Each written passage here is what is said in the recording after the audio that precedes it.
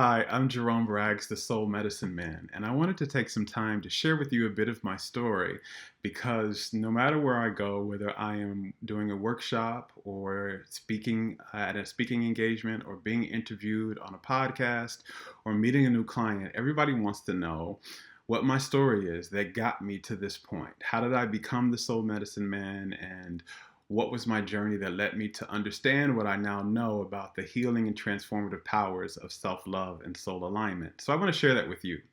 And to start with that, we need to just back up about, a little over 10 years to January 1st, New Year's Day of 2004. I was 24 years old. I was about a year out of college. And a few weeks prior to that date, I hadn't been feeling well. I had been upset stomach. I was experiencing some vomiting. I was couldn't move. I had soreness in my body, and I really thought, I was doing all the things that I knew how to do to try to get better, and I wasn't getting better. And I thought I had a severe case of the flu. So I had gone to the emergency room in hopes that, I could get some medication or some type of antibiotic and be able to be on my way and to be back home so I could go back to work. So I was working, this was my first professional job. I had my first professional job out of college. And when I got to the hospital, the doctor saw me and she took some blood and ran some tests. And when she came back from running her tests, she brought a team of doctors into the room. And they began to surround my hospital bed. And when she got close to me, she put her hand on my shoulder and she said, "Son, you don't have the flu. You have pneumonia, pancreatitis, anemia, a fluid packed lung, kidney failure, a parasite in your stomach, and if all that wasn't delicious enough already, AIDS." And as I sat there shocked at, this litany of illnesses that she told me, they kind of threw the hammer down and they said, "And we think you have about 7 days to live. Your illnesses have progressed to a point where we're not sure we're going to be able to help you. We're going to do everything we know how to do, but you probably need to get your affairs in order." And then they left the room. And as they left the room, I was in kind of a sheer shock mode because here I am thinking, I'm in the hospital thinking I'm here for the flu. And I've just been told that I'm dying. And not just that I'm dying, but I have about 7 days to live. And as I was lying there alone on my hospital bed, what happened was I began to ask myself what I now know are the questions that every one of us will ask ourselves when we're dying. And some of those questions were, had I really been happy with my life? Like, did I really live the life that I really wanted to live? Or was I living some other version, trying to please other people or not really doing what I really wanted to do? Was I really happy with myself? Like, did I really fully love this version of Jerome that I was being in my life? Had I really been myself? Did I follow my dreams? Was I pursuing my dreams and achieving my dreams? And did the people in my life that I really cared for, did they really know how I felt about them? Did I really express my true feelings to the people that I loved? And then the last one was, had I really deposited on the planet what I felt like I was here to deposit? Right? It was kind of like, had I really fulfilled or lived or experienced a bit of my purpose? And as I began to kind of play out those questions and look at my life, I realized that the answer to every last single one of those questions was no. No, I hadn't been happy, and I wasn't happy with how my life played out. I wasn't happy with myself. I had a lot of shame around certain things. I didn't feel comfortable in my body. I was thinking I was too fat, and I didn't know how to really express my true feelings to other people. So the people in my life didn't know how I felt about them. Although I was freshly out of college and I had a great, new job, it wasn't what I really wanted to do. It wasn't what really made me feel alive and what I felt like I really wanted to do in the world. And, I wasn't really, I wasn't being myself. I was hiding at that time. I was hiding my sexuality, and I wasn't really speaking my truth or living my truth. And so I was faced with this conundrum that here I was asking myself all of these important questions at the end of my life, and the answer to all of them was no. And although at that time I was already kind of on my spiritual path, like I understood that I was the soul having a human experience, I was a student of the law of attraction, and I believed, that there was something else after this life, that death was not an end, that it was just another chapter of my life. So, although I wasn't necessarily afraid of death, I was horrified of the fact that I was getting ready to die and I hadn't really lived. And so, what I began to do in that moment was I made a decision that I didn't want to die like that. I didn't want to end my life having not lived. I wanted to end my life being able to say yes to all of those questions. And so I made a decision right then and there that I was going to live, that I was not going to die in 7 days, that I was going to live, and that I was going to heal so that I could have another second chance at my life, right? To be able to answer these questions is yes. And so I began to throw everything that I knew about creating my life and the law of attraction at my situation. Like, if no matter what anybody else wrote, or back then there was cassette tapes, so no matter what the cassette tapes, everything that was on a cassette tape or on a book that I had read anywhere about how to create your life using the law of attraction, I threw at this situation. I had made a little makeshift vision board in my hospital room. I was doing gratitude and appreciation journals every morning. I did a vegan diet. I had like a little positive energy bubble where if you came within 3 feet of me, you had to speak something positive, even my doctors. So if my doctors came to me in my room and they wanted to say, your test results aren't getting better or something like that, they could only tell that to me at the edge of the door. They couldn't come to the edge of the hospital bed and talk to me like that. So I did all of these things, like all of the manifestation tools, all of the creation tools that I knew and I understood. I threw that at that because I was like, if this is really real, right? If I'm really a soul that can create whatever I want on this planet, then it has to be true beyond just creating a parking space in front of the mall when I'm running late for the movies, or $5 to get something to eat when I don't have any money, or a date on Friday night when I'm feeling alone. If I truly create my life, then it has to be true for me to create this miracle. And so I went in with this intention that I was going to create this miracle for myself. And I was in the hospital for a month. I was placed on dialysis during that time, and after I got out of it, and I was getting, gradually better in the hospital to the point where they felt like, okay, well, you're probably going to be, we still need to watch you, but you'll probably be on dialysis for the rest of your life. And after I got out of the hospital, 2 months after I got home, I fully healed myself. My kidneys were back to fully functioning. All the illnesses had disappeared and were no longer being found in my body. And also HIV, they couldn't find it anymore in my system. They couldn't find any evidence of it in my system. It was like this miraculous healing. And I was being called this miracle child. My doctors were just amazed at my recovery and how fast it happened. And I was just elated because I knew that I knew that I knew in that moment that it wasn't an accident. It wasn't just a fluke that I had healed. It was a direct result of all this energetic work that I was doing to manifest, my healing and to live. And I had been giving a second lease on life. And I thought at that time, I got it. I understand how life works. I got this creation thing. I am this unlimited being, and I understand everything about life, right? And I was on cloud 9 until I found myself back in that same hospital with the exact same diagnosis to the T-cell count a year and a half later. And instead of 7 days to live this time, I had been given 48 hours.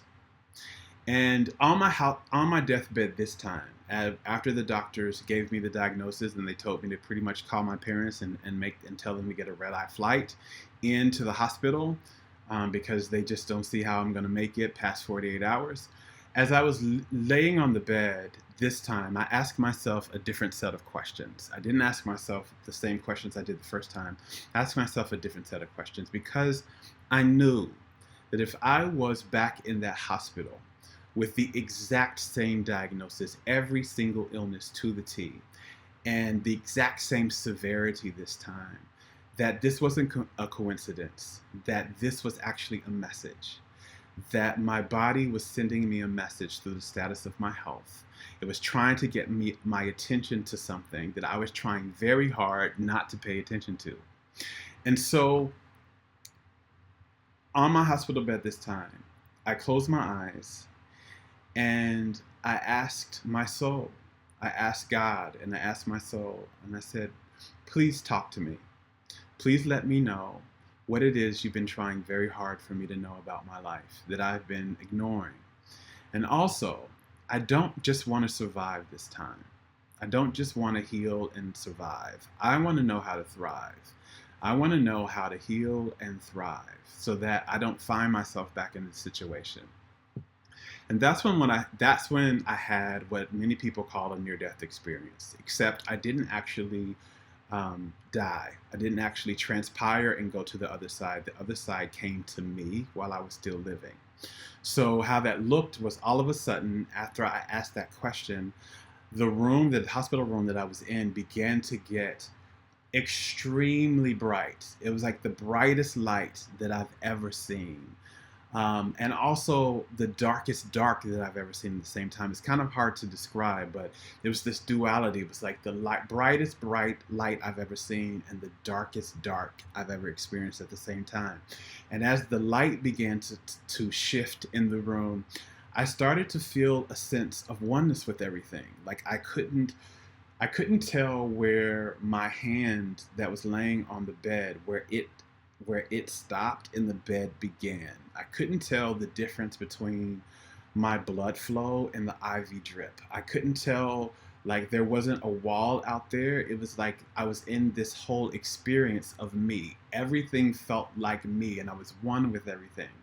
And when I began to feel this sense of oneness, I began to feel this overriding flow of love beyond anything that I can really express. It was just this deep feeling that I was completely held, I was deeply appreciated, and that everything was okay. And when I began to feel that feeling, it was just this relaxed sense of ease and wholeness and lovability. When I began to feel that, that's when I heard the voice. It was, I call it the voice of my soul, the voice of my God self, the voice of God. And it was a very powerful, very centered voice. And it sounded a lot like me, but the non-neurotic me, right? The me that, didn't feel that he was too fat and he needed to lose 30 pounds, or the me that was ashamed of himself or that was afraid. It was like a very grounded, centered, whole me, very divine sounding me. And it said to me, beloved, you know a lot about pushing and forcing and fighting and struggling to try to make good things happen for you. But you don't know shit about how to just let your life be good to you. And yes, my soul did say shit. And it said after that, life really just wants to be good to you. It wants to be good to you in every area of your life, not just in your health, but in your relationships, in your finances, in your overall life and your work. Life wants to break out the good for you in every area, and you're not letting it. And the key to let all of this happen to you, the key for well-being, is to love yourself fully and to embrace and express more of your soul. You don't know anything about that yet, but you're going to learn. And after it said, you don't know anything about that yet, you're going to learn, that's when the voice went away and the light kind of went away and went back to the regular kind of hospital light. And I began to feel back, the solidness of my body. And I felt like, oh, okay, I can tell that I'm in this hospital bed and this is my body and this is the bed and that's the wall. And I was back in kind of a separation. Like instead of just a oneness, I was back in kind of a separation kind of experience. And I knew that I had just been giving the big kind of mystical spiritual moment, like the big aha, right? That I had literally spoken to the divine and had been given the blueprint for how to heal not just my body, but to heal my life. To heal my life. And that in order to do that, the path to do that was to learn how to love myself and embody more of my soul. And while I was excited about this mystical and divine experience that I had, at the same time, I was also very scared because I didn't know anything about loving myself. I did not know at all. Yeah, I had given lip service to it before, like, oh, I love myself. I buy myself nice things and I'll get a massage every once in a while. And, you know, but the truth was the love that I had been giving to myself was highly conditional, right? I loved myself if I was a certain weight, and when I wasn't a certain weight, and if I didn't look a certain way, I definitely didn't love myself. I was beating up on myself. I felt ashamed of a large part of myself. I felt ashamed of how my body looked because I didn't think it was fit and in shape, and therefore it wasn't attractive and wantable and lovable. I felt ashamed of my sexuality. I felt, that being a same gender loving person at that time meant that people would reject me and that they would think there was something wrong with me. So I hid a lot of myself back then. And so I was faced with this conundrum of this invitation to that in order to heal myself, I would have to love myself fully. And I didn't know how to do that. And I was scared because, I had lived this whole life. I had lived 24 years of my life basically really not knowing how to love myself, basically hiding, and being ashamed and judging and criticizing myself and always like pulling on my clothes or diminishing myself so that I don't cause waves and all of that. So I made a decision, another powerful, transformative decision on my deathbed that day that I was going to do what it takes to learn everything about what loving yourself actually is and what embodying and expressing the soul, the highest, most divine aspect of myself in my life, what that actually took, what it looks like, and how to do it. I was in for the long haul. Like I was signing up, like sign me up for the master class. I didn't want to learn, on the surface level. I wanted a very deep dive because I didn't want to be back in the hospital anymore, and I didn't want to be back on my deathbed anymore, with all the pain and all the drama of that. So I made a decision that I was going to do that. And that began my awakening journey. That began the what I call my soul's masterclass and my rite of passage, where I began to take a deep dive into what loving ourselves really is. That and it was a very mystical and miraculous journey. It was a 10-year journey. And, if I had known, gratefully so, I didn't know that it was going to be 10 years at that time, and that I was going to have to go through so many other challenges and so many other transformative, powerful, profound moments. But that my journey was this journey into understanding that loving yourself is learning how to feel good about myself and appreciate myself, and be grateful for myself unconditionally. Not just when I have a certain weight on the scale or a certain bank account balance or a certain achievement or a certain level of success or a certain relationship or certain accolades or external approval, but what just as I am, as is right now, if nothing ever changes about me, to can I feel good about myself and fully appreciate myself as is? That's a part of loving myself. And what parts of my journey, I had to look at, where were the beliefs that I was holding about myself and what had I learned about myself that I had to now let go of that were disallowing that were in direct resistance to that type of experience.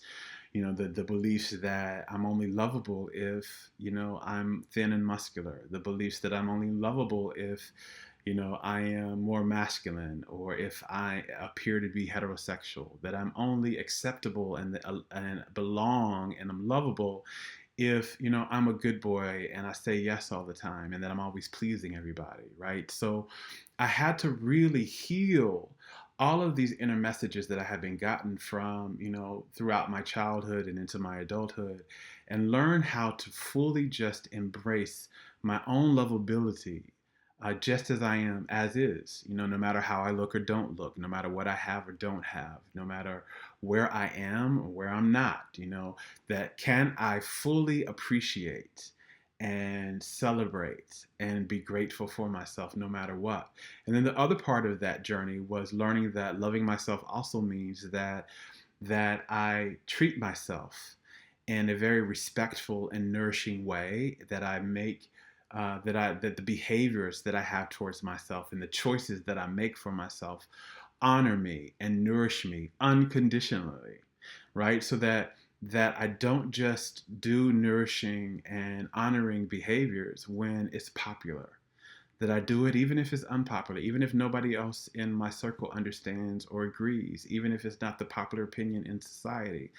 That I begin to choose for me, that I choose my joy, I follow my joy, I do things that affirm me, that I do things that I really want to do, that I stop saying yes to things that I really want to say no to, that I speak my truth, that I have healthy boundaries, that I allow myself to follow my dreams and to go after what makes me come most alive. Like all of that were aspects that I had to learn along this journey. And they came through many different things. There were many other health challenges that allowed me that offered me opportunities to learn that. There were many other life experiences and events that helped me do that. But what ended up happening was I had a deep, deep understanding. There were three things that I got out of my master class. I had a deep understanding of what self-love is. That it is feeling good about ourselves unconditionally, and that it is making choices and developing behaviors that nourish and support us unconditionally. And why that's important is because when we love ourselves, when we are appreciating ourselves, then we raise our vibrations. Because what matters most in our ability to heal ourselves and our ability to create whatever we want, like this is literally the missing pieces of the law of attraction that a lot of people aren't actually talking about, is what matters most is not the vision board, is not the affirmation cards, it's not even the gratitude journal, although that's important. What matters most is how you think, how you think about yourself, how you feel about yourself, and how you treat yourself. Because that literally opens the gates. How we think about ourselves is we think in a loving and supportive and nourishing way.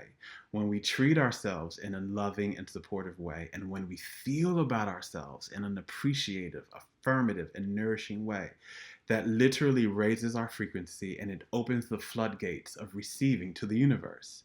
I now know that when we love ourselves, all is coming. It's loving ourselves is the literal key that opens the door to everything we've ever wanted. Whether that's a fulfilling relationship, whether that's more prosperity and abundance in our financial situation, whether that's fulfilling and successful work, whether that's a deeper connection to ourselves and a deeper connection to the divinity of us. Loving ourselves is literally the key. And unless we're loving ourselves, nothing in our lives can work well. The other part of that is embodying more of our soul. That the soul is the part of us that always loves us. It's the most divine, God self part of us that has never forgotten our true value and our true essence, that we are lovable unconditionally, that we are worthy undeniably, that we are safe eternally, and that we can create and have and be and do whatever we want because we are literally facets of God and there are no limits on our abilities. And so when I began to align my consciousness, like what I believe about myself and what I believe about the world, and my vibration, meaning what I emotionally feel about myself, when I began to align that with the truth that my soul knows about me, with how my soul feels and thinks about me, then that's literally when everything becomes well. That's when the health of my body gets better. That's when my life works better. And that's when I don't have to work so hard and effort and push so hard for life to be good to me. That's when life just starts being good to me and I let it be good. I step out of struggle and effort and pain and force and push. And I start to have a deeper relationship with ease and liberation and joy and well being.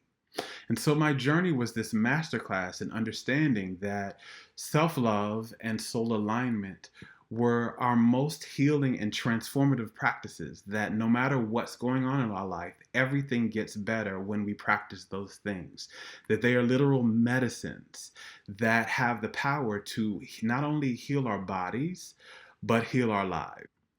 And that's what led me to doing the work that I do today and helping people heal whatever ails them, whether it's in their lives or their bodies, to create whatever they want for themselves, whatever desire or dream they have that they want to manifest, and to experience a more delicious level of well being in every area of their lives through a deeper practice and application of the soul medicines. I am a living witness that loving ourselves and learning to embrace and embody more of the truth of our soul in our lives transforms everything and raises the level of our lives to something that is utterly delicious and flourishing and liberating and joyous and easy. And I don't just want that for myself, but I want that for everyone who I work with. And so that's what I do in the world today. That's what my message is. It's how to use the soul medicines to experience a higher level of well-being in your life. And if you are wanting to heal something, if there is something, a disease or illness that is showing up in your body, that is not a punishment. It's just a message. It's a message and an invitation that somewhere in your life you've not really been loving yourself well. And it's an invitation to begin to do that. And it's an invitation to come back into alignment with the truth of who you really are, that you are a mystical divine being that is more lovable and more worthy and more whole than you've ever been taught or led to believe. So that's my story in a nutshell. I hope this enlightens you a little bit about who I am and why I do what I do. And if you're out there and you know you're ready to experience a more delicious experience in your life and in your body, I'd love to work with you. Come see me. Welcome to my website, and I hope to chat with you soon. Much love. Bye.